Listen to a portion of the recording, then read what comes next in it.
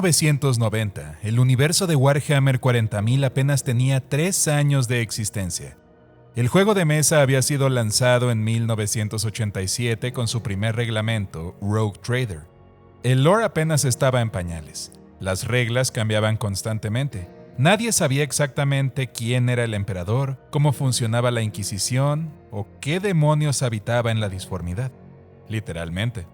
Y entonces Games Workshop tomó una decisión que lo cambiaría todo: encargar la primera novela oficial del universo. El autor elegido fue Ian Watson, un escritor británico de ciencia ficción seria, respetado, conocido por explorar temas filosóficos y psicológicos profundos. No era un escritor de tie-in, no era un fan del juego, era un autor establecido con credenciales literarias reales. Y Watson creó algo absolutamente salvaje. Inquisidor se publicó en 1990 por GW Books, con arte de portada de Dave Gallagher. No había libros de la herejía de Horus todavía. No había fantasmas de Gaunt, no había Eisenhorn, no había un Codex Virtulo que te explicara el lore. No había nada. Este libro era el primero, el pionero, y también el experimento. Y Watson, con la libertad creativa casi total en un universo apenas definido, escribió una de las novelas más extrañas, perturbadoras y filosóficamente densas que jamás llevaría el nombre de Warhammer 40.000. Hola, yo soy Alex. Bienvenidos a Brothers in Lore, un espacio donde platicaremos de manera más casual todo el trasfondo de Warhammer 40.000. Hoy vamos a explorar Inquisidor, no solo como novela, sino como documento histórico, como el momento en que Warhammer 40.000 dejó de ser solo un juego de miniaturas y se convirtió en un universo narrativo. Conoceremos a Jack Draco, inquisidor de Lord Omalius, un concepto que Watson básicamente inventó para este libro. Vamos a seguirlo mientras caza a Genestealers en un mundo colmena, viaja al ojo del terror, descubre conspiraciones cósmicas y finalmente se infiltra al mismísimo palacio del emperador en Terra. Y vamos a ver cómo Watson, escribiendo en 1990 con un lore mínimo como guía, estableció temas, conceptos y atmósferas que definirían Warhammer 40.000 durante las siguientes 3 décadas. Esto es Warhammer 40.000 en su forma más cruda y experimental. La primera. Vamos con ello.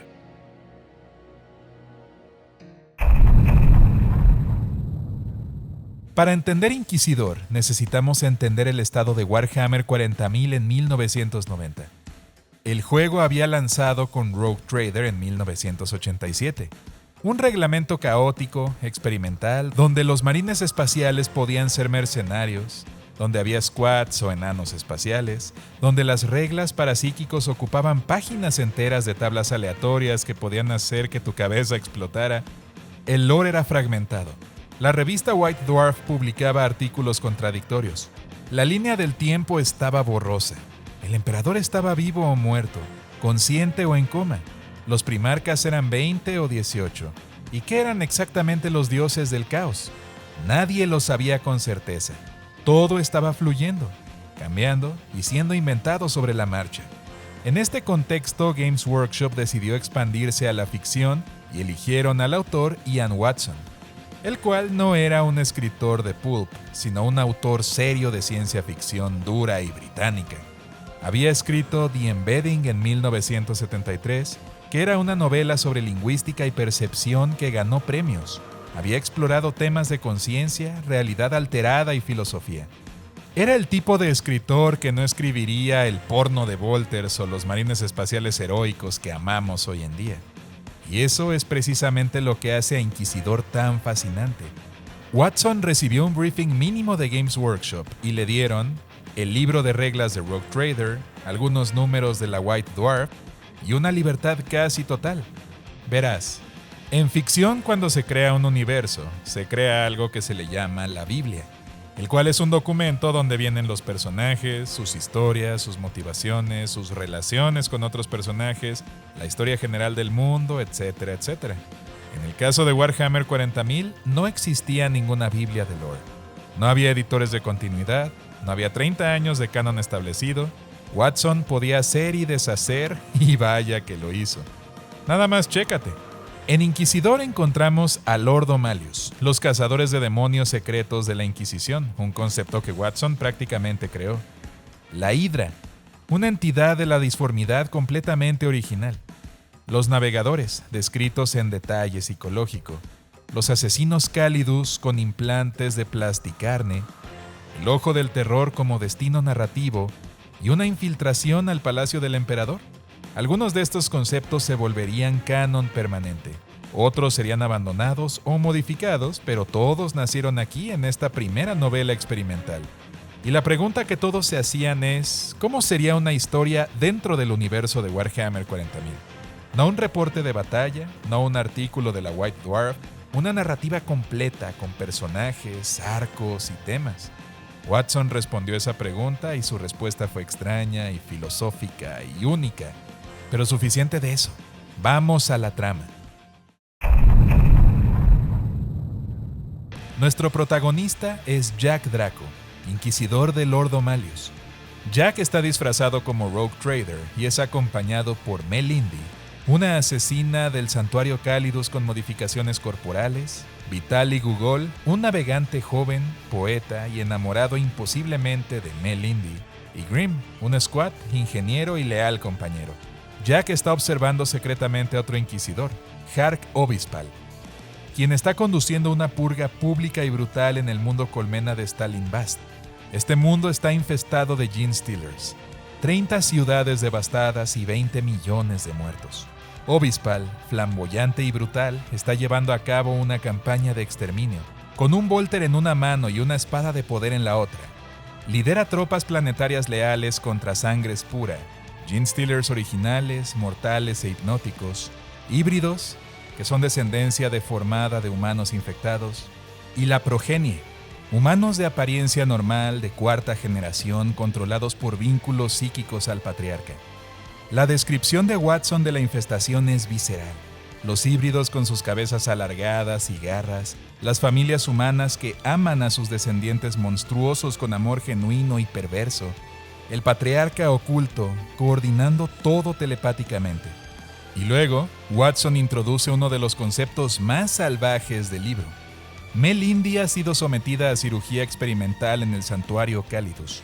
Tiene implantes de plasticarne y flexicartílago que le permiten, usando polimorfina y piel sintética, transformarse físicamente en un Genestealer híbrido. No es un disfraz, es una transformación corporal real. Su cabeza se alarga, desarrolla garras, su piel se endurece en un caparazón y se vuelve simplemente monstruosa, como Freezer, y en esa forma se infiltra entre los Genestealers, matando desde adentro. La escena de transformación es puro horror corporal. Gugol y Grimm observan horrorizados cómo la mujer que aman, cada uno a su manera, se convierte en una pesadilla viviente. Obispal gana, los rebeldes son aplastados. Las ciudades infestadas son bombardeadas hasta las cenizas. Stalinbast es salvado, aunque con cicatrices masivas. Pero Jack Draco ha estado observando todo con espías Yokaero, pequeños drones cristalinos que transmiten video a su pantalla ocular. Y Jack sospecha que Obispal prolongó la campaña innecesariamente.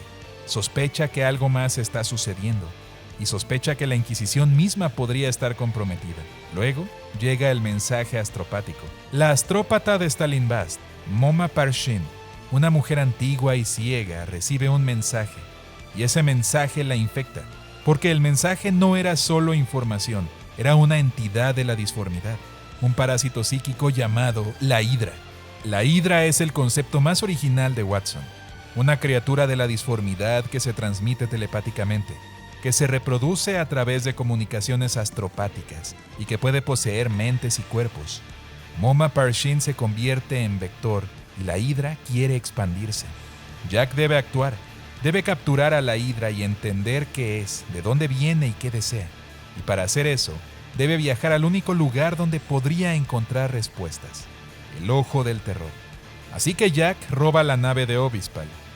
O más bien la toma prestada y junto con Melindy, Gugol, Grimm y la astrópata infectada, huyen hacia la disformidad, pero son perseguidos por un inquisidor llamado Céfaro Carnelian. Carnelian afirma estar del mismo lado de Jack. En la disformidad, las naves se encuentran en un Space Hulk, una masa gigantesca de naves destruidas flotando eternamente en la disformidad. La sección del Space Hulk es puro horror atmosférico.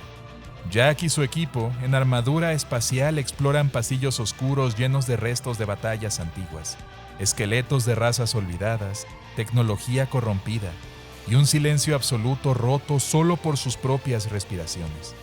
Y luego, el contacto. Carnelian los alcanza. Hay confrontación y aquí Watson revela la complejidad moral del libro. Carnelian no es un villano simple. Afirma que Jack está siendo manipulado, que la Hydra es parte de una conspiración mayor y que hay fuerzas trabajando dentro de la Inquisición misma. Sugiere que los humanos no entienden realmente la disformidad y que el emperador mismo podría estar siendo engañado. Y entonces, Carnelian mata a Moma Parshin, dispara al astrópata en la cabeza, terminando su vida instantáneamente. Su justificación, la corrupción de la disformidad. ¿Pero era necesario? ¿O Carnelian tiene sus propios motivos? Jack huye. En el caos logra capturar a la Hydra, ahora manifestada físicamente como un tronco de adamantium sellado conteniendo algo vivo, y que susurra telepáticamente. Y luego llegan. El ojo del terror es descrito por Watson de una manera casi Lovecraftiana. Cielos amarillentos rasgados por relámpagos, nubes que supuran icor, un sol verde y enfermo, paisajes de roca gritando con caras agonizantes incrustadas, edificios que son ídolos obscenos a dioses corruptos, aterrizan en un mundo dentro del ojo llamado el mundo de Qim. Y el mundo de Qim es indescriptible. Qim no es solo un planeta, es una entidad consciente. La ciudad principal está compuesta de edificios que son órganos, calles que son venas, plazas que laten como corazones y gobernando todo, Qim Malagni, una mujer gigantesca, literalmente de 3 metros de altura, obesa mórbidamente, cubierta en anillos de oro y joyas, y es la encarnación física de la ciudad. La ciudad es su cuerpo extendido. Ella es el mundo de Qim. La escena donde Jack se encuentra con ella es surrealista y perturbadora. Qim habla con voz que retumba desde las paredes mismas. Ofrece placeres, conocimiento y la verdad sobre la Hydra. Pero a cambio quiere que Jack se quede. Consumirlo literal y metafóricamente. Qim revela la verdad parcial. La Hydra no es un demonio del caos tradicional. Es un experimento. Fue creada, o al menos cultivada, por una cábala secreta que opera dentro del imperio mismo. Esta cábala busca... ¿qué? ¿Poder total? ¿Control absoluto sobre la humanidad? ¿O reemplazar al emperador con un sistema más eficiente? O quizás buscan salvar a la humanidad de una amenaza que ni siquiera el emperador percibe.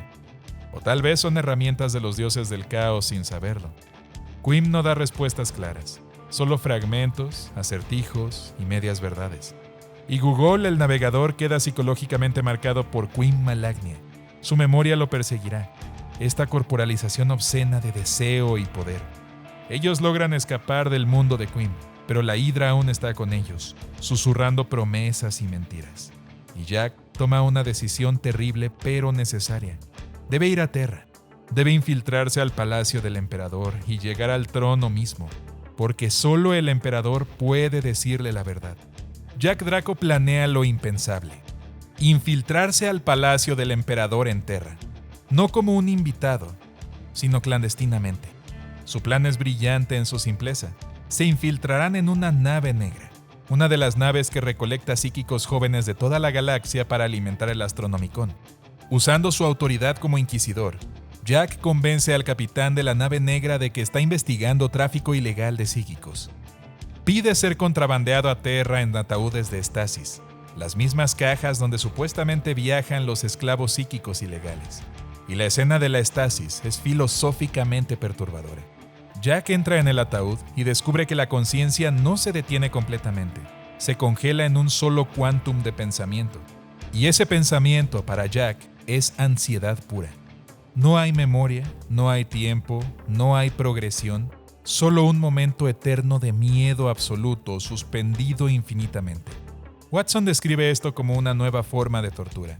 Imagina estar en el momento de máximo dolor, y ese momento durando un siglo, una eternidad sin poder escapar, sin poder adaptarte, solo ese instante de agonía para siempre. Cuando por fin emergen de la estasis en Terra, se encuentran en las profundidades del Palacio Imperial. Y Watson describe el palacio no como un monumento glorioso, sino como una pesadilla industrial burocrática. Kilómetros de túneles oxidados, ríos de químicos tóxicos, cyborgs convertidos en máquinas de trabajo eterno, salas gigantescas donde trabajadores amputados fusionados con equipos procesan cargas durante generaciones sin ver el sol. El palacio es un organismo vivo de metal y miseria. Oficinas apiladas sobre más oficinas, burocracia dentro de la burocracia, generaciones que nacen, viven y mueren procesando documentos en subdepartamentos olvidados. Terra misma es descrita como un mundo completamente cubierto. No hay un exterior excepto zonas polares. Todo es edificio, todo es administratum. Jack usa su baraja del tarot. Saca la carta del alto sacerdote con el martillo como una brújula psíquica. La carta literalmente tira de su mano, guiándolo a través del laberinto. ¿Es su propio subconsciente o es el emperador guiándolo telepáticamente? O tal vez es la Hidra manipulándolo. Watson deja la respuesta ambigua. Luego se encuentra con unos custodios, los guardias del emperador, descritos como figuras imponentes con cascos de calavera de bronce de 3 niveles, lanzas láser y armadura dorada. Esquivan patrullas, duermen en bulldozers abandonados hundidos en lodo brillante y trepan por escaleras dentro de pilares gigantes. Y ascienden, kilómetros y kilómetros hacia el corazón del palacio. Y finalmente llegan. La cámara del trono es descrita con reverencia y horror simultáneos. Una cúpula colosal, paredes cubiertas en iconografía religiosa y cables de poder, máquinas pulsando con energía arcana y en el centro, el trono dorado. Y sobre él, el emperador. Watson no describe al emperador directamente, pero usa fragmentos. Forma humanoide pero gigantesca, rodeado de luz cegadora, conectado a 1000 cables y tubos. Vivo, pero no vivo. Consciente, pero fragmentado.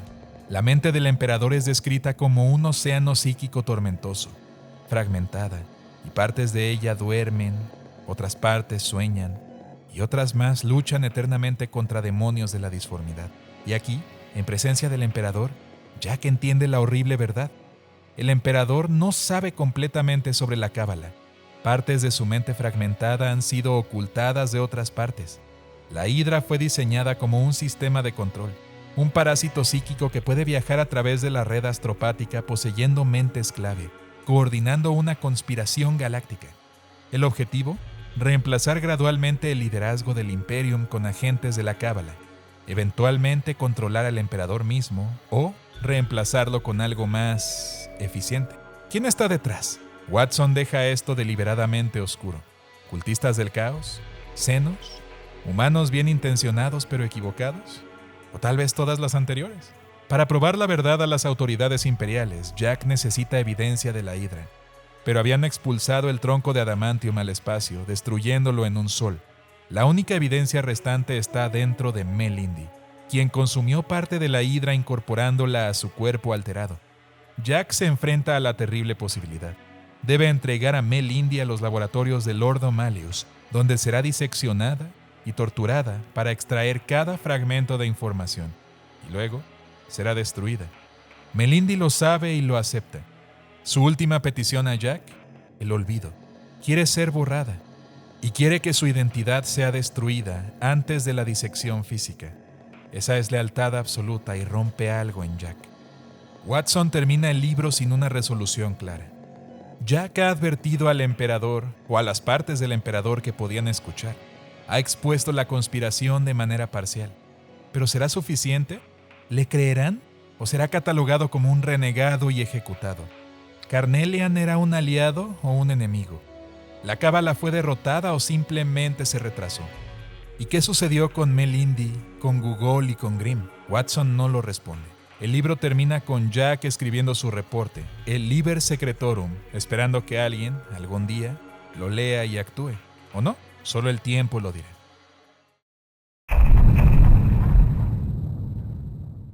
Y esa es la novela de Inquisidor. Es fundamentalmente sobre paranoia.